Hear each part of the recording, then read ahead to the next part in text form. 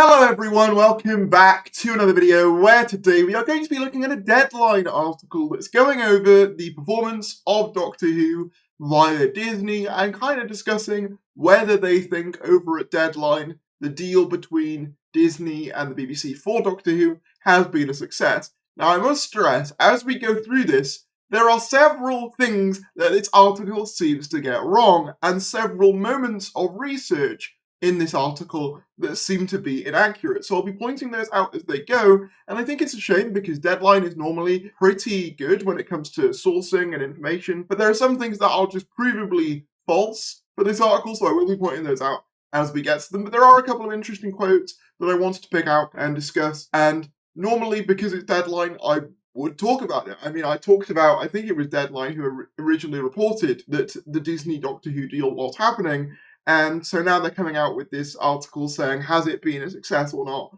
But a lot of the things they've seemed to suggest seem to be inaccurate to actual information that we have. So we'll get into that. But subscribe if you're new, that would be greatly appreciated. Thank you for all the support on yesterday's video. I'm back making regular content. Any support would be greatly appreciated on that front. We're trying to get to 25,000 subscribers, and I'd absolutely love you forever if we managed it. Thank you for watching, and let's get right into the video. Doctor Who's regeneration. Has the Disney gamble paid off? Those lucky enough to attend May's Disney's upfronts at the North Javits Centre were treated to clips, teasers, and appearances for some of its biggest stars. In the spotlight from the Bob Iger-led House of Mouse were hits from the Disney stable, including The Acolyte, Welcome to Wrexham, Abbott Elementary, and a wealth of ESPN sports shows. The combined budget must have been astronomical. Almost completely absent from the festivities was Doctor Who, the iconic British sci-fi series that Disney now co-produces with the BBC, following what was undoubtedly one of the biggest global TV deals of the past decade. Doctor Who was handed a minor bit of real estate at the North Javits, but its lack of front and centre placement may spin a yarn about the series' position in the Disney priority log nearly 3 years on from the deal being struck. So immediately, I have to call attention to a tweet from my good friend Dalecium. He does great Doctor Who music, if you've never listened to that. He said, and I quote, "Some very basic research will tell you that 1. Disney Showcase 2024 was held for upcoming shows. 2. The event itself was May 14th, after Doctor Who had finished. 3. The production channels referenced are all owned by Disney, which the BBC is not." So Doctor Who not having a major thing at the North Javits Centre isn't necessarily an indication of much of anything, from what I can tell. I'll be honest, I didn't even know what the Disney upfronts were until this article. Following the conclusion of the first Disney BBC Doctor Who season several weeks ago, Deadline has taken the opportunity to analyse its performance both locally and across the pond, its critical reception, and just what the future has in store for the deal. Noises that it may not last beyond its initial 2 seasons are reverberating around international TV circles, and one source close to the production tells us they feel its future is hanging in the balance already. Disney, the BBC, and co-producers BBC Studios and Bad Wolf all declined Deadline's interview requests for this article. Doctor Who is as much a part of British cultural furniture as cups of tea or the post office, recent sins aside. Making stars of iconic doctors such as Tom Baker, William Hartnell, John Pertwee, and more recently, Matt Smith, it has been airing on and off for more than 60 years and was regenerated with fanfare when Doctor Who obsessive Russell T Davies took the reins in 2005. It's a Sin Supremo was the man trusted with showrunner duties in its latest iteration, paired with a Disney-driven budget boost that well-connected sources have estimated more than double the show's per-ep investment to around £10 million or $13 million mark, with the deal valued somewhere around £100 million. So again, this number has been very heavily disputed by Russell T Davies himself. He came out and said outright that the episode costs were not 10 million per episode to kind of curb expectations. And the last I checked, the average Doctor Who episode was like £2 to £3 million in terms of production, which makes a lot more sense considering yesterday's video where we spoke about a leak where Doctor Who is considered a low-budget show. That makes a lot more sense in that context. Davis's first move, bringing in longtime collaborator Jane Tranter and her Bad Wolf production outfit on board. A won't do it without them demand that has led to an unprecedented scenario where BBC Studios owns the Doctor Who brand and oversees international sales, but Bad Wolf holds the production contract. BBC Studios boss Tom Fussell has previously described the deal as an excellent one, but there is no getting around the fact that eyebrows were raised when the powerful commercial arm chose to hand over the keys if the BBC Disney deal doesn't get re-upped jaws could hit the floor. Davis's influence could be seen almost from the go, and his ambitions were lofty. With immediate talk of spin-offs and the creation of the Universe, his choice of Doctor, Sex Education / GATWA, was the first black and openly gay man to enter the TARDIS. Gatwa's companion, Millie Gibson, was a relative unknown, and she will be joined next season by a second female companion, Andor's Varada Sethu. At times last year, it felt like the media was receiving almost weekly Doctor Who casting announcements, including David Tennant and Catherine Tate, who returned for Christmas anniversary specials. They weren't Christmas, but okay. And guest roles for the likes of trans actress Yasmin Finney, who broke out in Heartstopper, Drag Race's Jinx Monsoon, and Glee icon Jonathan Groff. The PR machine was in full flow, and the anticipation built among fans and industry watchers. With the dust now settling, our across-the-board analysis of Doctor Who's ratings and critical reception paints a nuanced picture, one that's reflective of the difficulty of judging modern-day TV series' performance when so many metrics are in play. I thought it was a mixed bag, says Tony Jordan, Society Coordinator of the 30,000-strong Doctor Who Appreciation Society, who says this feeling broadly reflects that of mega fans he speaks with regularly. When Russell's return was announced, I thought fantastic, but maybe I remembered the good stuff and chose to forget the not-so-good stuff. His track record of ending seasons with two-parters has been widely varying in success, for example. Jordan, who shares his name with well-known UK drama producer, believes the critical verdict was somewhat guided by the worst episode by a distance, Space Babies kicking things off. It was described by The Guardian as a textbook example of a mid-ranking Who installment, and The Independent as a promising idea that never entirely comes to life on screen. I mean, this is mostly right here, like, opinion. Like, I do agree that, like, Space Babies is probably my weakest of the season.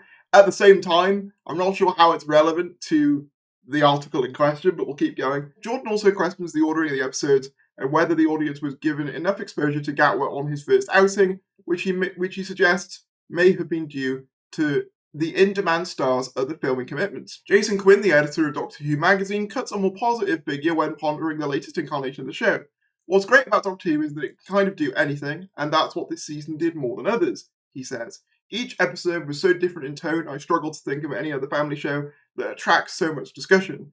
Elsewhere, an influx of diverse characters led the tabloids, in particular, to brand the show with terms such as woke obsession and peak woke, which sources say could have led to an impact on the critical response, but Quinn says Davis's brilliance lies in his ability to integrate these themes in an incidental manner. If people have a problem with gay people or trans people, then yes, they are not going to like the show. But in the scripts, it didn't feel like a big deal, he said. Editorially, Disney may have had a role there. The might of the Disney budget boost could be seen in multiple scenes, but we were also told the streamer was keen to be across the plot lines from the off.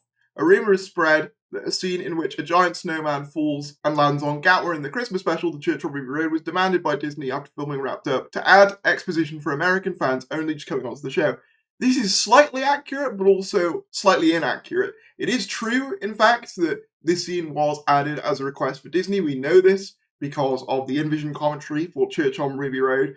It is not, however, true that it was demanded for extra exposition for Americans. Rather, it was added so that we got more of a taste of Gatwa's Doctor early on. When it comes to ratings, a complex picture is developed. In the UK, the first ever launch, with a disappointing 2.6 million overnight viewers, miles behind opener of previous Doctor Jodie Whittaker, and also shipping 2 million from the Tennant starring specials. Jordan, who keeps his eye on ratings, says he was genuinely amazed when he clocked how big the drop was. When consolidated 7-day viewing figures were taken into account, the entire series averaged an audience down almost 1.5 million compared to Jodie Whittaker's last in 2021.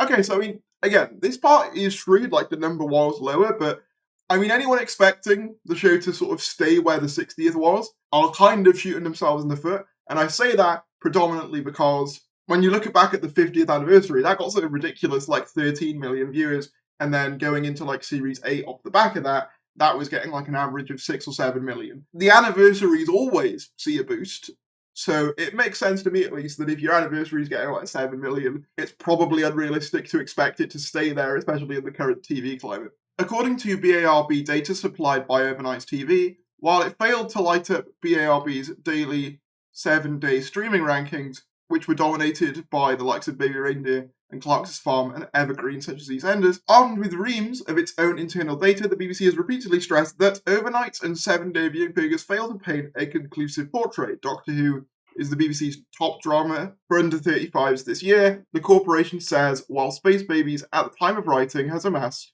6 million viewers. The BBC's Whoniverse iPlayer brand has been streamed in its entirety nearly 65 million times this year, a spokeswoman says. One industry source was not convinced, mind. The ratings are a problem, they tell us. So who is this industry source? This is what annoys me about articles like this.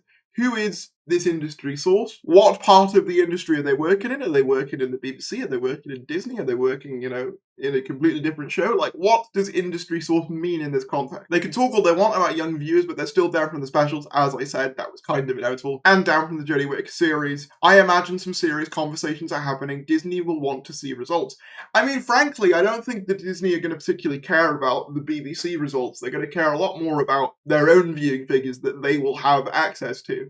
They're not really going to be gauging whether to keep Doctor Who on based on BBC records. They'll be much more interested in their own numbers that they will have privately for Disney Plus, I imagine. Speaking of the Mouse House, ratings analyst Parrot Analytics tells us that Doctor Who was the most in-demand UK originating show with US audiences during its early release. Although it didn't have enormous competition in this realm, Bridgerton counts as US originated, while Baby Reindeer had been out for a month by the time Doctor Who had launched.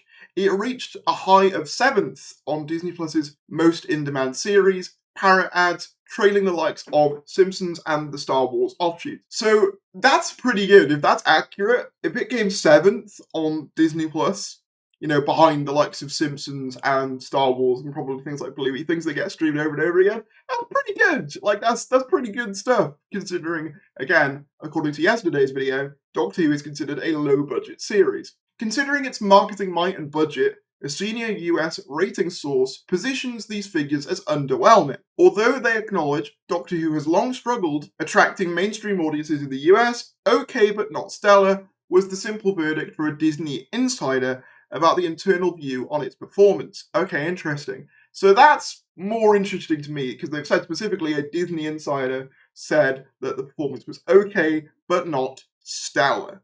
Interesting. Again, considering how many inaccuracies there are in this article, I'm not sure how much I believe the sources they have here, considering how much they've gotten wrong in their own research, that, it took me 2 seconds to correct. But if we assume that's the case, then that is interesting. All eyes now are on the upcoming season, which is in the can and due to launch next year, along with the long-rumoured set of spin-offs that comprise the new Whoniverse, including the War Between the Land and Sea. Fans were delighted when the spin-off was alluded to in the episode 73 yards of the latest season. A deadline is told that shooting will commence in September. This is something we have already heard, so I wouldn't be surprised if this was accurate. One of our sources close to production said that Disney will, quote, need to make a decision on its future relationship with the show soon after the War Between the Land and the Sea wraps, and this could have a bearing on how long the in-demand GATWA, who will lead a West End production of The Importance of Being Earnest at the end of the year, remains Doctor.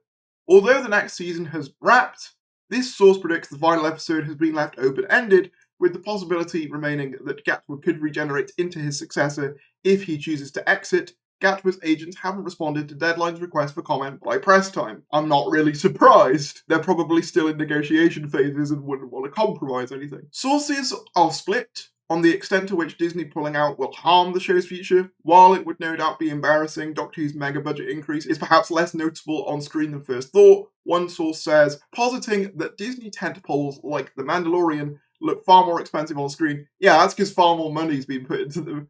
But another says, it will be a disaster, given that Disney has spent all of this money. The question becomes what the BBC will do if they pull out.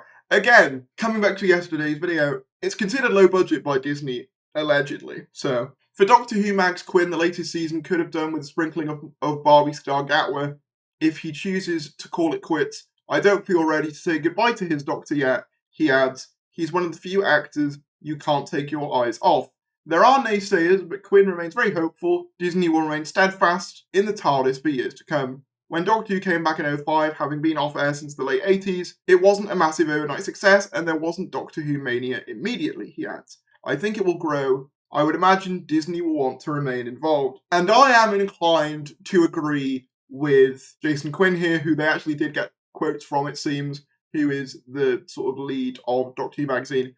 I think Doctor Who is lucrative enough for them to want to stay involved in it. And again, especially considering that it's considered a low-budget show by them, allegedly. It makes total sense for them to want to keep it on their service at the very least, because it is one of those shows that does attract quite a few audience members who want to see it. One only has to go to like Gallifrey 1 or a Comic-Con in the US to see that Doctor Who does have a very rabid audience in the States and elsewhere in the world where it wasn't previously as accessible. So I think Disney will be very keen to keep hold of that. Whilst it is interesting hearing our first real glimpses at potential performance on Disney basically being okay but not stellar, I'm not going to put too much stock into it yet because, as I said, there are a couple of like obvious mistakes this article makes that I was quite surprised to see from Deadline, who aren't usually known for their high level of research and accuracy. So I'm not really sure what happened with this article. It seems a lot more opinion driven than factually driven, because there's a whole segment on the leader of the Doctor Who Appreciation Society, which, hey, is fine to include, but it seemed a lot more opinion driven than it did just raw numbers and data driven. And honestly, it feels a bit too early to say whether the Disney gamble has worked or not, as this article posits. And I don't really know how you could say that Doctor Who's performed poorly when it was at the top 7 on Disney+. That, to me, seems like a pretty good result, considering, again, the financial commitment would have been much lower than it would have been for a Star Wars or Marvel show. But let me know what you think about this article. If you did enjoy this video, be sure to give it a like, comment down below your thoughts, subscribe if you're new, and I'll see you later.